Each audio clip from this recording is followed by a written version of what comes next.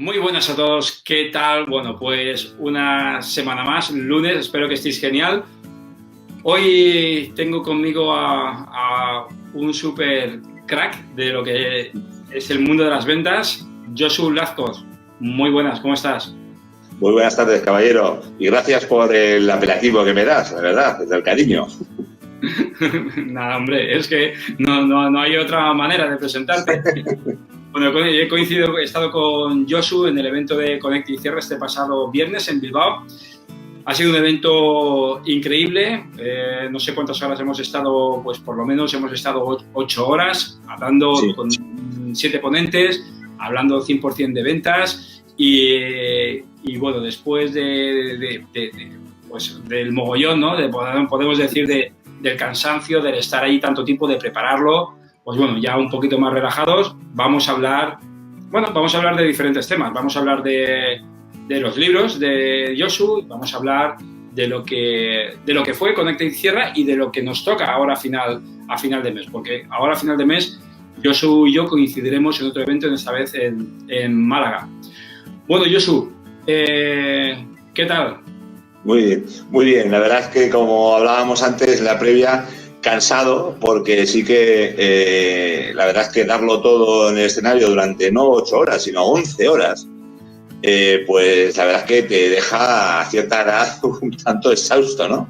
Pero al final, como estás haciendo lo que te gusta, lo que amas y lo que sientes pasión, pues la verdad es que hubiéramos estado, yo creo que cualquiera de los 7 ponentes, 11 horas más. No sé si el público hubiera aguantado 11 horas más, pero la verdad es que muy satisfecho del resultado. La verdad es que el feedback que estamos recibiendo todos está siendo impresionante y esto es la marca de la casa, de Conecta y Cierra, ¿no? O sea que muy bien. Estupendo. Josu, bueno, Conecta y Cierra, sueles abrir los eventos de Conecta y Cierra. Nos hablas de una cosa que se llama Optitud, que da título a tus 2 libros. Este fue el primero, Optitud, y este es Optitud. Este es el segundo libro que tuve la gran suerte y privilegio de que me lo regalaras allí mismo en Pamplona este año, en septiembre, o en septiembre creo que fue. Sí. Optitud ante la adversidad. Cuéntanos a la gente que nos está escuchando y la gente que no te conoce, ¿qué es esto de la optitud? Bien, la optitud, ese primer libro, el blanco que has mostrado, es como nació un concepto que reunía 2 palabras, optimismo y actitud, y resumía la característica esencial del optimismo, que es hacer, ¿no? Siempre el optimismo le ponemos apellidos como optimismo inteligente, optimismo realista, optimismo aterrizado, optimismo útil, adaptativo, lo que queramos, pero nunca resumíamos la esencia vital del optimismo, que es la actitud, ¿no? El desear hacer y cambiar las cosas desde la rebeldía, ¿no? Que luego hablaremos, ¿no?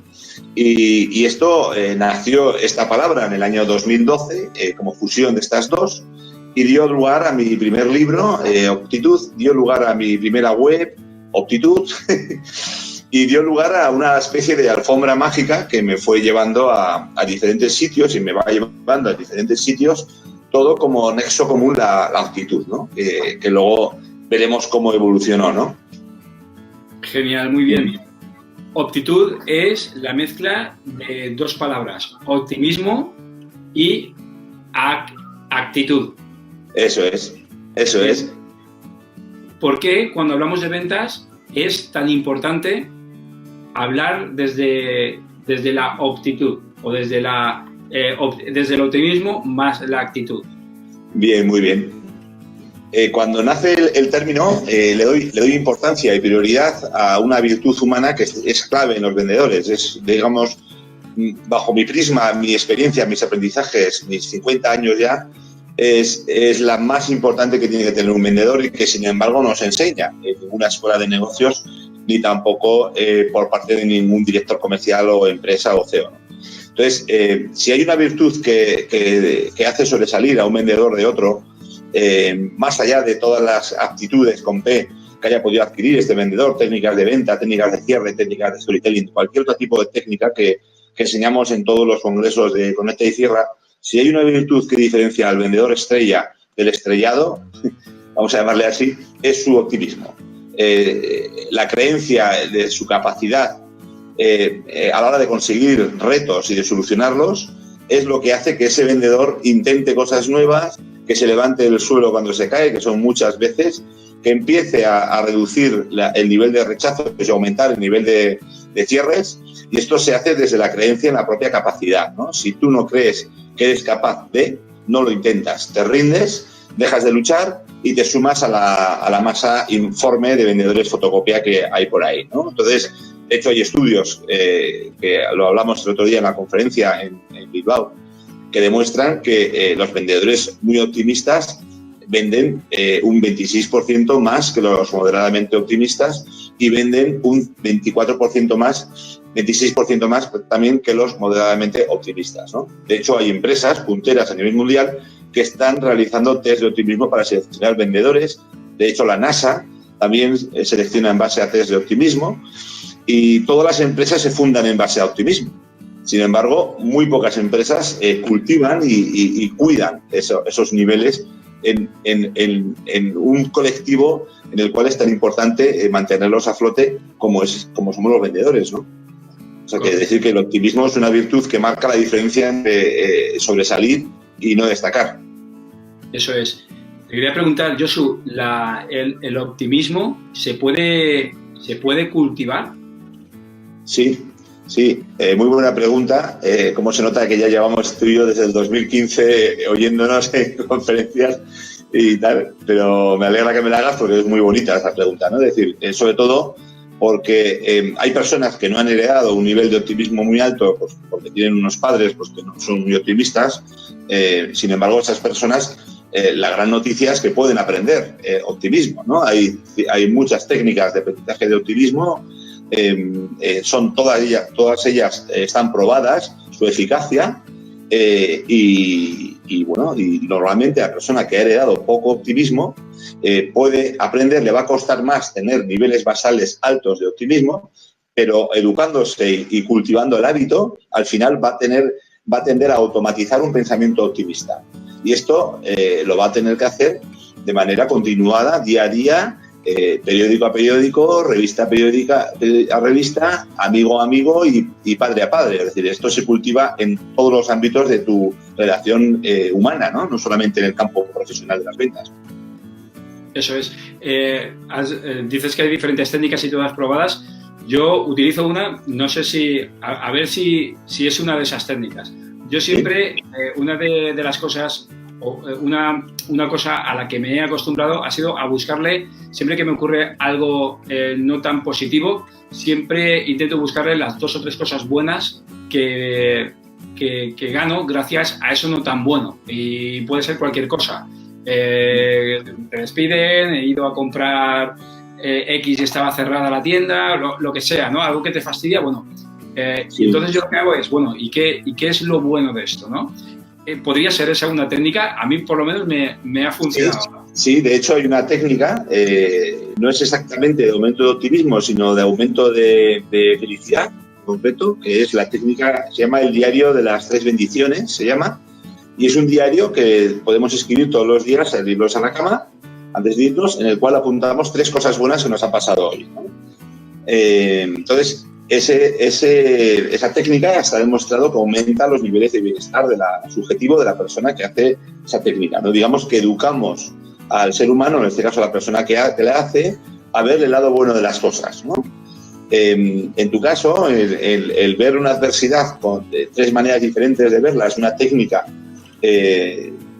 tuya, sui generis, que es muy buena, porque digo sui generis porque está muy relacionado con la positividad, ¿no? Las personas que somos positivos y que cultivamos el pensamiento positivo práctico, no etéreo, las personas que somos positivos siempre, digamos que tendemos a tener, como lo hace el optimista, por eso el pensamiento positivo y el optimismo son primos hermanos, tendemos a ver el aspecto favorable de las cosas, ¿no? Es decir, sobre todo aquellas cosas sobre las cuales nosotros tenemos control. Si nosotros no tenemos control sobre una adversidad que nos pasa, las personas que tenemos esa facilidad, no facilidad, sino ese hábito que hemos aprendido, pues lo que hacemos, nos preguntamos, oye, ¿qué puedo hacer yo con esto? ¿Puedo hacer algo? Sí, ¿no? Y si no puedo hacer nada, pues no sirve de nada perder el tiempo. Con lo cual tenemos que ir hacia adelante y ver estos aspectos positivos. La verdad es que la técnica que tú planteas es una técnica muy buena, que seguramente si se hicieran estudios funcionaría, porque muy similares a esta se ha demostrado que funciona, con lo cual la tuya, ya lo viste hasta de tu vida y tus resultados, funciona también. Sí, pues mira, y con respecto a lo que dices, sí que funciona. Yo te puedo ofrecer algún dato porque, fíjate, uno de los primeros cursos que yo hice es un curso, ya no me acuerdo si era un curso, creo que era un curso de búsqueda de empleo, y uno de los retos que yo mando al inicio del curso es cada noche, cada día, antes de irte a la cama, mándame un email con las 3 cosas buenas, con 3 cosas buenas que te han pasado a lo largo del día. Y fíjate si tiene que funcionar, que habían personas que con ese curso ya no solamente era un estado, tener un estado mental bueno, óptimo, ¿no? Para afrontar cualquier situación, sino que además, unido a las técnicas, ¿no? que se aprenden en ese curso, o se aprendían en ese curso, habían personas que en menos de una semana encontraron empleo. Pues fíjate. Que sí que funciona, ¿no? Es decir, es verdad que había tácticas, técnicas de comunicación para captar la atención de ese posible empleador, pero dedicaba una parte importante a que las personas buscaran todos los días las cosas buenas que les han sucedido, porque es que la mentalidad cambia, ¿no? Sí, fíjate que te voy a decir que yo desde que te conocí una faceta tuya muy importante, y te voy a explicar por qué te lo digo, en una persona, en un profesional, ¿no? Que es la avidez por el conocimiento, ¿no? Es decir, tú seguramente esta técnica de las 3 cosas buenas, como tú eres una persona que tienes la mente abierta, bien, estás la mente abierta a nuevo conocimiento y a nuevas posibilidades constantemente, tú seguramente esto lo habrías oído o leído en alguna parte, en el pasado. Tú ten en cuenta que esta técnica del diario de las 3 bondades que se aplica en vendedores, yo la aplico en vendedores y la aplico en otras muchas personas y tal, yo empecé a difundirla. Yo no digo que haya sido yo el causante, ¿no? Pero bueno, allá por el año 2005, ¿no? Entonces, en el año 2005 empezaba a hablarse sobre esto de la psicología positiva en este país, y empezaba a difundirse por qué funcionaba esta técnica y cuáles eran los resultados, ¿no? De hecho, me gusta que me digas estas cosas porque la neurociencia habla también de esto, ¿no? Y habla los neurocientíficos y psicólogos, como por ejemplo Sam Achor de la Universidad de Harvard, que ahora ya no está, pero estuvo 12 años ahí enseñando, habla del efecto Tetris positivo o efecto Tetris negativo, ¿no? Entonces, habla de que cuando tú tienes unas tendencias de pensamiento concretas, se crean unos senderos y unas rutas en tu cerebro plástico que, digamos, que tienden a que esa tendencia de pensamiento se repita. Es decir, cuando tú creas una serie de sinapsis neuronales, estás marcando una serie de tendencias y estás programando unas tendencias de pensamiento positivo en tu cerebro que hacen que, educándolo de nuevo, porque el cerebro tiene una cosa muy mala para todos nosotros que se llama el sesgo negativo, y nos boicotea constantemente porque nos hace temer siempre lo peor y ponernos en la peor situación posible para asegurarnos nuestra supervivencia como especie, pues se trata de un poco de llevarle la contraria a nuestro cerebro reptiliano y empezar a crear senderos de posibilidad de nuestro cerebro que se pueden hacer con esta sencilla técnica que tú has nombrado, ¿no? O sea que te felicito. Gracias. Además de todo esto, yo creo que hablamos de optimismo. Lo que pasa es que también, por ejemplo, hay otros autores o conferenciantes que dicen que hay que tener cuidado con un optimismo desmedido, ¿no? Porque tú puedes estar chocándote contra la pared, pero bueno, que yo soy muy optimista y lo intento otra vez, pero es que me estoy chocando contra la pared, y a lo mejor la cuestión es que, oye, no, tenemos que ser optimistas, aunque también necesitamos aprender de los errores y a lo mejor hacer cosas diferentes para conseguir resultados diferentes. Exactamente, muy buena observación también. La verdad es que para leer, se nota que lees sobre muchas cosas aparte de sobre ventas, porque la verdad que esto que estás contando lo habló uno de los 3 fundadores de la psicología positiva antes de morir, Christopher Peterson, ¿no? Christopher Peterson habla de cuál es el efecto del exceso de fortalezas en la aplicación diaria, ¿no? Es decir, tanto el optimismo como, por ejemplo, la humildad, ¿no? Y autores ponen un ejemplo, ¿no? O sea, tú puedes tender a pensar que puedes saltar lo más alto posible, lo más alto posible, lo más alto posible, ¿no? Pero puede ser que si no calibras bien el salto, te puedas partir el cuello con el techo del gimnasio. Entonces, esta metáfora la utilizan para hacer ver niveles tóxicos, en este caso, de positividad, ¿no? Hay una fórmula que se llama ratio de Losada con positividad, que también con optimismo se puede aplicar, que habla del nivel de emociones positivas entre emociones negativas o de pensamientos positivos entre pensamientos negativos. Y habla que hay un nivel tóxico, un nivel peligroso y pernicioso para el ser humano que es 11/1. 11 pensamientos positivos por cada pensamiento negativo es un nivel ya peligroso. ¿Bien? Quiere decir que el exceso en el ejercicio de una virtud es dañino para el ser humano, tanto en optimismo como en humildad. Por ejemplo, nos han enseñado desde la religión que hay que ser humildes, que hay que poner una mejilla y poner la otra, y sí que hay que serlo. De hecho, todo el mundo somos humildes en cierto modo, y hay gente que la tiene más abajo o más arriba. Lo que pasa es que si una persona está buscando trabajo y es excesivamente humilde, no va a resaltar todas sus virtudes de tal manera que el empleador, por ejemplo, le pueda contratar. Si tú estás buscando un trabajo de vendedor y no estás recalcando tus virtudes delante de un contratador, pues realmente dice, si no se sabe vender a sí mismo, no va a saber vender ningún producto. Con lo cual, el exceso de humildad en esos puestos también es malo. El optimismo, también el exceso de optimismo en la fundación de las empresas también es mala. Todas las empresas se fundan en base al optimismo, pero solo un 20% siguen adelante. O sea, fíjate la cantidad de gente que se estrella. O sea, que eso tendrá que decir algo, todo esto, ¿no? El por qué el optimismo exagerado es pernicioso también, ¿no? Uh-huh. Como bien dices, si no funciona, tendré que recapacitar y tener pensamiento crítico. Eso es. Con respecto a lo que dices, a mí me pasa mucho en las empresas, y es que, claro, ya sabes que yo hablo de vender por valor, no por barato, y si quieres vender por valor, pues vas a tener que decir qué es lo mejor de tu producto, lo mejor de tu servicio, cómo ayudo a las personas, cuáles han sido mis mejores resultados con anteriores clientes. Lo tienes que decir. Yo me encuentro muchas veces en las empresas a gente que me dice, pues precisamente eso que estabas diciendo. No, Josué, es que eso me queda demasiado pretencioso, o es que hay que ser humilde. Y digo, ya, pero es que una cosa no quita la otra. Tú puedes ser humilde sin ningún problema, pero decirle al mundo lo bueno que eres, ¿no? Y no te quita nadie la humildad. Claro. Sí, porque en ese sentido estamos un poco a nivel de autoestima, estamos castrados ya de fábrica, ¿no? Porque la educación que hemos recibido, tanto en el colegio, si ha sido de curas o de monjas, me da igual, como en la universidad, como en todo, es que no debes sobresalir y que tienes que normalizarte con el resto de la masa crítica informe, tienes que ser como los demás. Entonces, todo lo que sea un venderte a ti mismo no está bien visto. Sin embargo, todas estas críticas no están fundadas en la ciencia, y mucho menos en la psicología. Porque cuando Christopher Peterson y Martin Seligman hacen el estudio de virtudes allá por los años 98, el año 98 del siglo pasado, salen 24 fortalezas que todas las culturas a lo largo de los últimos 3.000 años tienen en común, ¿no? Yo, por ejemplo, la mía, la humildad, está en el puesto 24 de 24. ¿Quiere decir que no soy humilde? No. Quiere decir que yo tengo 23 por encima de la humildad, ¿vale?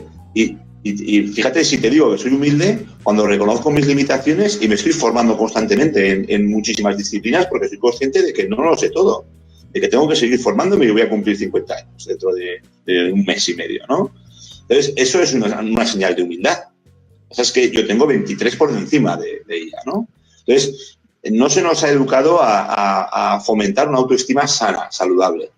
Si yo quiero dar algo a los demás, primero tengo que tener y me tengo que llenar yo el recipiente. Si yo no me lleno el recipiente y yo no me cultivo ese amor propio, yo no voy a poder nada a nadie, pero ni a ninguna empresa que me contrate, ni a ninguna pareja que yo tenga, ni a ningún amigo que yo tenga, ni a ningún socio que yo inicie un proyecto. Si yo no tengo una autoestima saludable, si yo no creo en mis capacidades, fruto de lo que yo he hecho antes, esto se llama autoeficacia, si yo no creo que yo puedo ser capaz de, porque yo lo he demostrado, y lo digo en voz alta que lo he demostrado, al final no tiras para adelante, no tienes la gasolina suficiente para tirar para adelante, estás sin fuerza. Correcto. O sea que... Josu, vamos a hablar de tu libro, Optitud, ante la adversidad, ¿vale? Aquí he seleccionado algunas páginas, dice, por ejemplo, dice, hablas del suicidio, un dato del suicidio en Estados Unidos, dice que cuanto más cobertura se le daba al suicidio en prensa, mayor era el número de suicidios posteriores a la publicación, especialmente 4 días después de la primera publicación. El optimismo, la pregunta que te hago es, ¿el optimismo y el pesimismo se contagian? Muy buena pregunta. Ese estudio que citas es del psicólogo Robert Cialdini en su libro El poder de la influencia, creo que se llama, exactamente no recuerdo el título, viene en el libro, y es un estudio que hizo él y que contradice a unas tendencias que hablan de que el suicidio tiene que ser difundido para crear conciencia, ¿no? Sin embargo, estas investigaciones dicen lo contrario, porque haces lo que se llama el efecto llamada, ¿no? En cuanto a si el optimismo se contagia y el pesimismo se contagia, exactamente, o sea, ambos se contagian. Ten en cuenta que nosotros, el ser humano, desde que nace, aprende por imitación. En el caldo de cultivo en el cual tú te mueves cuando ya eres adulto, tanto en el trabajo como en tu círculo de amistades, lo que lees, la prensa, la televisión, los medios, la radio o la prensa escrita, la prensa escrita, en función de esa configuración cerebral que tú estás teniendo y con las personas que te estás juntando, vas a desarrollar unas pautas explicativas concretas, ¿no? Los psicólogos llaman pautas explicativas al estilo explicativo con el cual tú explicas los sucesos, bien sean positivos o negativos. Si tú no has heredado optimismo y tienes la suerte o la mala suerte o la elección de estar rodeado de pesimistas, vas a pensar con ellos incluso si has heredado optimismo.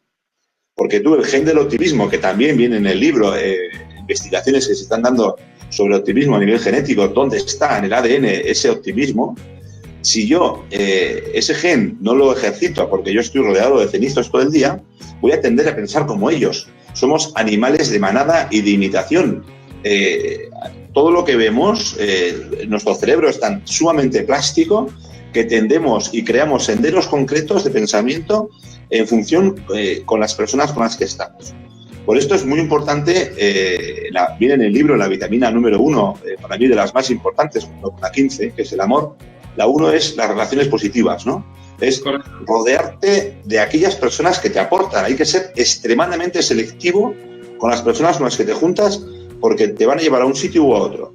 Y ese sitio va a marcar tu destino. Y puede ser que tengas 55 años, 60 años, te sientas frustrado porque no has llegado a donde querías llegar, porque las compañías que has escogido en el medio te han llevado donde te han llevado. Porque nosotros vamos a los sitios, a los puertos, llegamos con gente, no llegamos nunca solos.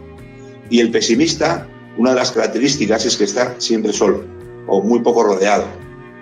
No quiere estar con nadie, tiene un mundo interior que no quiere compartir con nadie y se siente el culpable de todo lo que les pasa. Tiene una autoestima muy baja porque no intentan cosas, de no intentar cosas, eso se retroalimenta negativamente y se crea un círculo vicioso de pensamiento pesimista que se retroalimenta. Con lo cual, el optimismo también pasa lo contrario. Cuando tú estás con optimistas rodeado, es más potente el optimismo que el pesimismo. Es decir, todo lo que tiene que ver con optimismo y positividad, y de hecho, esto es impresionante, el congreso que monté en Pamplona en octubre, Pamplona en positivo, la fuerza que tienen las emociones positivas en la vida del ser humano. Cuando tú ves a 450 personas vibrando al mismo nivel que tú, disolviendo toda la negatividad de todos los miedos y todas las cosas de gente que había ahí, te das cuenta del nivel de la potencia colectiva y contagiosa que tienen las emociones positivas y el optimismo. O sea, no te puedes hacer una idea hasta que no vives algo así. Y yo no lo había vivido a nivel vivencial con la potencia que lo viví en Pamplona, y cuando lo viví, la verdad es que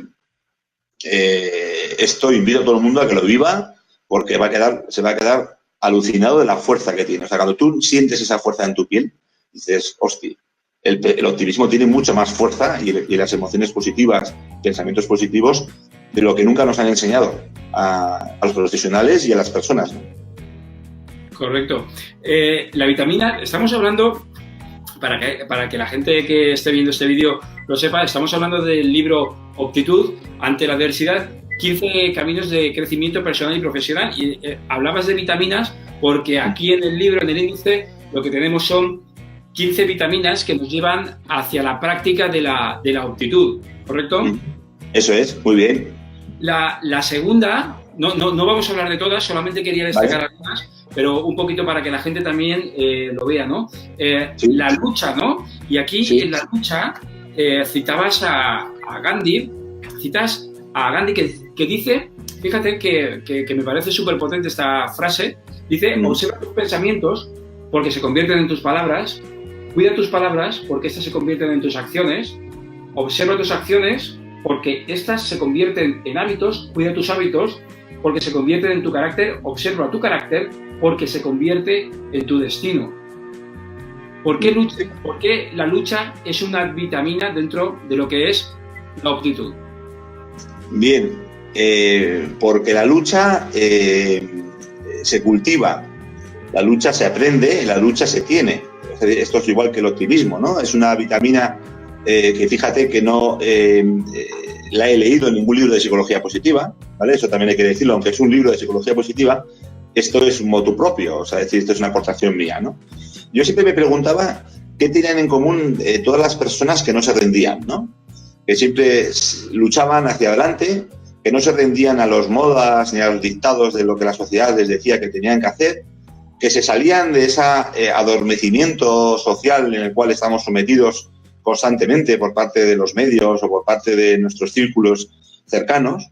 Y yo decía, ¿qué tienen en común todas estas personas, ¿no? Y fíjate la frase esta que acabas de mencionar, que aparece en el libro de Gandhi, que todas las conductas vienen precedidas de un pensamiento. Claro, cuando estas conductas se repiten, se crea un hábito. Ese hábito crea unos senderos en el cerebro, en nuestro cerebro neuroplástico, que tiende a reproducir de manera automática.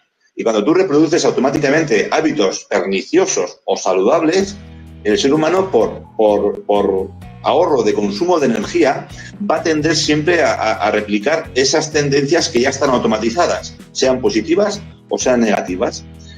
¿Por qué es importante la lucha en la vida de un profesional, en este caso de un vendedor o de una persona? Porque la lucha es lo que nos mantiene vivos, lo que nos mantiene con fuerza, lo que nos mantiene con esa llama que no se doblega ante nadie, ¿no? Y está muy relacionada esa vitamina con otra, que es la rebeldía creativa, ¿no? La rebeldía creativa y la lucha son primas hermanas las dos, y la rebeldía es un poco diferente a la lucha.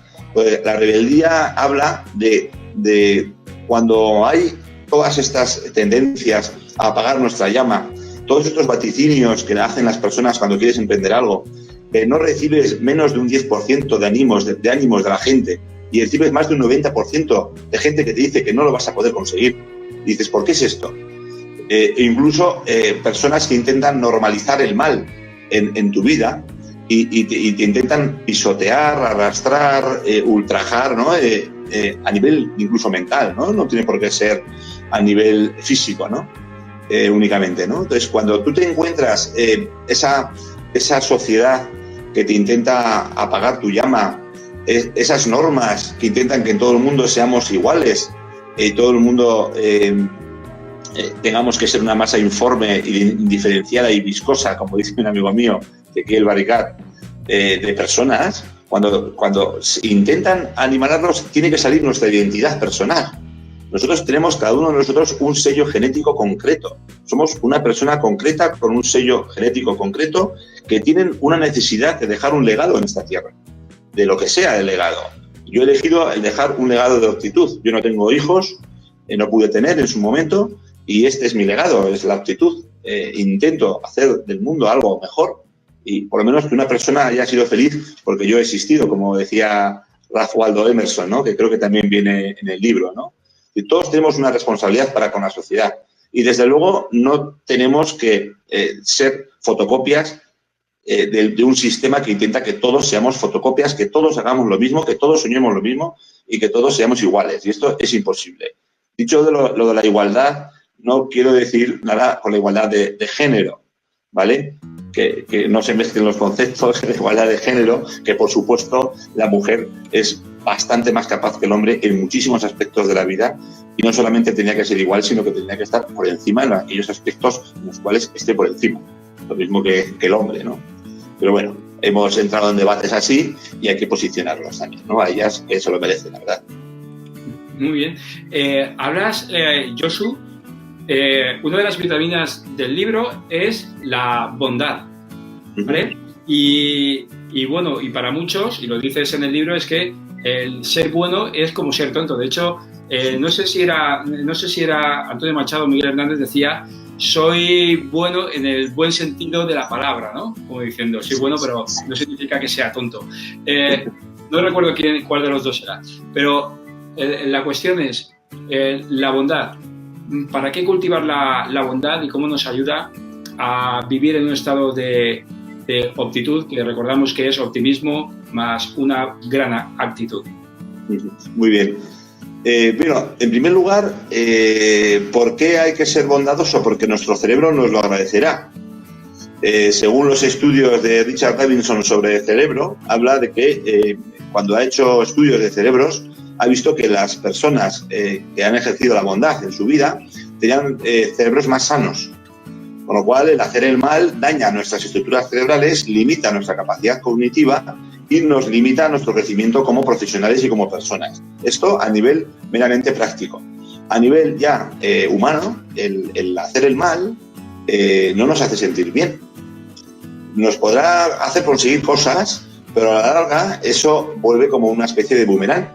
Y esto ahí son conscientes todas las religiones, no solamente el cristianismo, sino el budismo, que hablan de que cuando tú esparces un karma negativo a tu alrededor, ese karma negativo te vuelve. Es decir, esto no es un boomerang que va a la nada, va hacia el bosque y no vuelve y se queda atascado en un árbol, sino que tú cuando haces el mal en la gente, recibes el mal el día de mañana. O sea, esto, si tú estás, siempre nos decían nuestros padres, ¿no? Si tú siembras tempestades, o sea, vientos, recogerás tempestades, y esto es así. Y luego a nivel humano, cuando tú haces el bien se nos ha enseñado en la religión, se nos ha enseñado en misa, se nos ha enseñado en nuestra educación religiosa, en las asignaturas que hemos tenido obligatorias los de la EGB, la antigua EGB, ¿vale? Pero es que también psicólogos de la Universidad de Harvard hablan también ya de la bondad en dirección de empresas, ¿no? Dicen, como Howard Gardner, dice que un líder que se tercie, que sea bueno, tiene que ser buena persona. Tú no puedes ejercer un liderazgo en una empresa si no piensas en el bien del prójimo, en el bien común.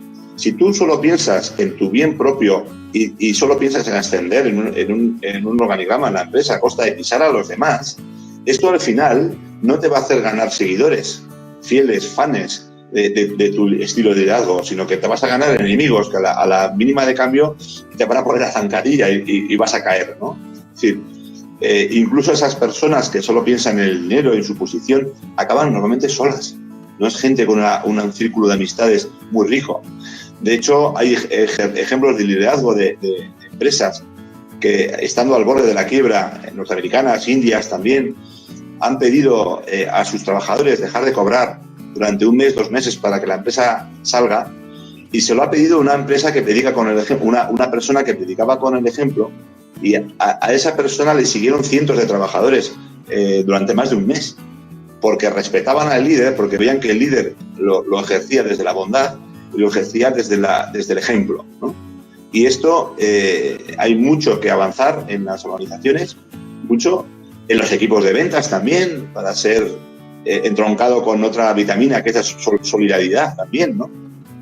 Que es también prima hermana de la bondad, ¿no? Es decir, el dar al otro. De hecho, los equipos de alto rendimiento, según estudios que se han realizado también, son equipos que están orientados hacia el otro, no orientados hacia sí mismos. Son equipos en los cuales los miembros del equipo colaboran entre ellos, se ayudan entre ellos, visitan entre ellos, se hacen favores, van a cenar juntos, tienen una relación íntima de amigos fuera del trabajo, ¿no? Y eso se cultiva generando solidaridad y generando un clima y las herramientas para que eso suceda, ¿no? Genial. Yo me dejas solo y me enrollo, Josué, o sea, tú me cortas. No, y estoy encantado porque estás dando una serie de datos súper interesantes y sinceramente pues me quedaría hablando contigo 4 o 5 horas, pero supongo que bueno, las cosas mejores que hacer, ¿no? Antes que estar aquí. No, hombre, yo feliz. No, mira, para ir terminando, hay una que es la vitamina número 13, que son emociones positivas. Y dices, en el libro dices, las emociones positivas amplían nuestras tendencias de pensamiento y acción, favoreciendo la construcción de recursos personales que transforman a la persona. La vuelven más creativa, con un conocimiento más profundo de las situaciones, es más resistente a las dificultades y está socialmente mejor integrado. Esto con respecto a las emociones positivas. Y lo enlazo con algo que yo hago en el día a día, a ver si tiene algo que ver. Vale. Hace más de un año dejé de ver telediarios. Ah, qué buena idea. Dejé de ver telediarios. Te felicito. Gracias. Alguna persona por ahí por internet me ha dicho, oye, pues deberías ver telediarios. Ya estamos con el deberías. Las personas ¿Ya, que tienen debe? la verdad absoluta de todas las cosas. Oye, José, sí, pues deberías para el trabajo que tienes. Sin embargo, creo que no debería y que estoy haciendo lo correcto. Porque esas imágenes, esas cosas que suceden en el mundo o muy cerca de casa, con las que yo no puedo hacer nada, es decir, están fuera de mi círculo de influencia, claro, de control, yo no sé si es mejor verlas o no verlas. Yo creo que no viéndolas, mi mente funciona muchísimo mejor y está enfocado en lo positivo, no en la desgracia ni en el desastre. ¿Tú qué piensas respecto a esto, Josu? Muy buena observación, y te voy a dar datos también, porque al final todo tiene sus estudios y te voy a decir, ¿no? En concreto, con respecto a las noticias, hizo un estudio también en una universidad americana hace muchos años sobre cuáles eran el porcentaje de noticias positivas y negativas que se emitían en los medios de comunicación durante los últimos, creo que eran 100 años, ¿vale? O sea, no se hizo el estudio ni en un año, ni en dos, ni tal, 100 años. Y resulta que el estudio, lo mismo que en psicología también, el porcentaje que se arrojó era muy parecido. El 95% de las noticias que se vierten en los medios son negativas y solamente el 5% o menos son positivas. Claro, esto lo hacen muy bien los medios de comunicación porque son conscientes de que lo que vende es lo negativo, porque están apelando, lo que hablábamos al principio de la entrevista, al sesgo negativo de cerebro. Entonces saben que todo lo que suene amenazante, el cerebro lo capta. Y también que el cerebro, dado su tendencia a pensar en negativo, ya atávica y heredada de miles de años, que nos ha permitido, entre otras cosas, pues, adivinar el peligro cuando venía. O sea que esto es adaptativo, es positivo, pero no es adaptativo, o sea, o no es bueno cuando se comete el exceso, ¿no? Entonces, cuando se pinta una realidad que no es la realidad. Y, de hecho, hay un autor americano que ha sacado un librazo que es Steve Pinker, que lo tengo ahora, me lo acabo de... La ilustración, creo que se llama, me lo acabo de comprar, y que habla de que nunca hemos vivido mejor que ahora. Que los medios se empeñan en vender periódicos, en vender audiencias, a costa de instalarlos una especie de generalidad de situaciones cotidianas, ¿no? Asesinatos, incendios, inundaciones. Claro, si tú ves un telediario hoy, pues te da la sensación de que el cambio climático ha llegado, te da la sensación de que se va a inundar Nueva York, que va a aparecer el sol también, que va a derretir los polos, se va a aumentar el nivel del mar 15, 20 metros, va a inundar todas las ciudades costeras y la raza humana va a desaparecer con una llamarada solar, ¿no? Entonces, claro, si tú sigues, el cuadro que pintan es un cuadro de fatalismo. ¿Y eso qué hace en nuestro cerebro? Nos configura en negativo, nos crea esos senderos que hablábamos antes de pensamiento negativo que no lleva a ninguna parte. Con lo cual, sucede lo contrario con la tendencia que has nombrado de pensamiento positivo. De hecho, ese fragmento del libro que has leído responde al modelo de ampliación-construcción de Barbara Fredrickson, que es la mayor experta en emociones positivas del mundo. Y esto lo he demostrado en varios profesionales, lo he demostrado en médicos. Por ejemplo, antes de hacer diagnósticos, se les daba una chocolatina a ciertos médicos y veían qué pasaba con los diagnósticos médicos. Pues fíjate qué tontería darles una chocolatina, que los diagnósticos de los médicos, cuando se les instauraba algo de positividad en su trabajo diario, mejoraban. Cuando se sonreía simplemente en el hospital Ocher de Luisiana después del Katrina, cuando en el hospital se empezó a sonreír a los pacientes, aumentó el retorno económico del hospital en más de $1 millón en un año.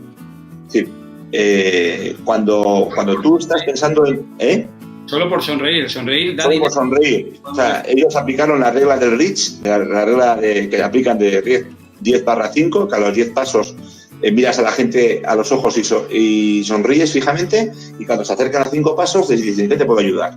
Esa sencilla regla del REACH, cualquier hotel REACH del mundo, cuando tú entras te miran a los ojos, eso para empezar, algo difícil que en los mundos de los smartphones que vivimos, que la gente te mira a los ojos, es complicado, ¿vale? Y demostró que eso funcionaba. En cuanto a los entornos laborales positivos, ahí hay más investigación todavía, de la Harvard Business Review, de Gallup, de la OMS, de la revista The Lancet Psychiatry, que hablan de aumento en ventas del 31%, hablan de aumento de retención del trabajador más del 30%, un 300% mejoras en innovación, un 80% en retención de empleados. O sea, hay una serie de inputs medibles y que se han medido consecuencia de implementar entornos laborales positivos en las empresas que deberían de ser tomados en cuenta. Y esto hay psicólogos que lo miden. Genial. Bueno, pues Josu, a final de mes vamos a volver a coincidir, esta vez en un evento que se llama Málaga Ventas Care, que es un evento 100% solidario, donde vamos a estar aproximadamente 8 ponentes. Vamos a hablar de ventas en ponencias muy cortitas, de unos 20 minutos. Sí. Y bueno, y allí estarás tú también, nos hablarás de Optitud, ¿verdad? Eso es, y ¿me vas a preguntar algo? No. Te cuento, vale. Sí, no, la verdad es que entronca con la vitamina solidaridad del libro, ¿no? Es decir, no vale de nada escribir un libro o hacer algo, decir algo que si tú no lo haces, ¿no? Y a mí cuando Ricardo Ramos me explicó el proyecto de Ventas Care, un proyecto en el cual van a ayudar a gente desfavorecida a recibir por medio de la recaudación de este evento, se va a ayudar a gente desfavorecida, pues a mí cuando me lo comentó dije, oye, pues cuenta conmigo. O sea, tendría que mirar la agenda, pero yo ya me comprometí con Ricardo. Me parece ligar las ventas a la solidaridad, me parece algo genuinamente brillante. Me parece que es necesario además y que la verdad es que dignifican también nuestra profesión, ¿no? La profesión de vendedores, ¿no? Los vendedores tenemos una serie de valores no siempre reconocidos y todos los que vamos a estar ahí vamos a estar para aportar a toda esa gente de manera totalmente altruista. O sea, eso también hay que decirlo, ¿no? Y creo que honra al organizador, a Ricardo, y bueno, y a los que estamos ahí, pues en lo que nos toque, ¿no? O sea, pero muy contento de volver a coincidir contigo, de volver a coincidir con Ricardo, con toda la gente que va a estar ahí, grandísimos profesionales, y de estar en Málaga, que me gustaría estar más tiempo, porque la verdad es que voy a estar y me voy a tener que ir el mismo día, pero me tendrá que invitar otra vez a Málaga, Ricardo. Muy bien, genial. Josu, bueno, pues ya para finalizar, ¿dónde te puede encontrar la gente y dónde pueden comprar estos 2 libros? Vale, el libro blanco de la izquierda, lo pueden comprar en Amazon, el de la izquierda, correcto, y el segundo lo pueden comprar en mi página web, en mi página del libro, es josulazcoz.es. Lo tenéis en formato de ebook, en Kindle también y en papel. Y ahí está Ricardo haciendo unos juegos malabares, o sea, Ricardo no, Josué, unos juegos malabares con el libro. Muy bien, bueno, pues estupendo, Josu. Nada vale. más, darte las gracias por tu tiempo, por estar aquí compartiendo tanto conocimiento y de tantísimo valor ahora en este momento conmigo, con las personas que se han unido a esta transmisión en directo, con las personas que lo van a ver en las diferentes redes sociales este vídeo. Y vale. Nada más, te mando abrazo grande, nos vemos en unos 20 días más o menos, en 19. Eso es. Y nada más, seguir con optitud. Eso es, con actitud todo es posible. Muy bien. Un abrazo, hasta luego. Gracias, Josué. Adiós. Adiós. Adiós.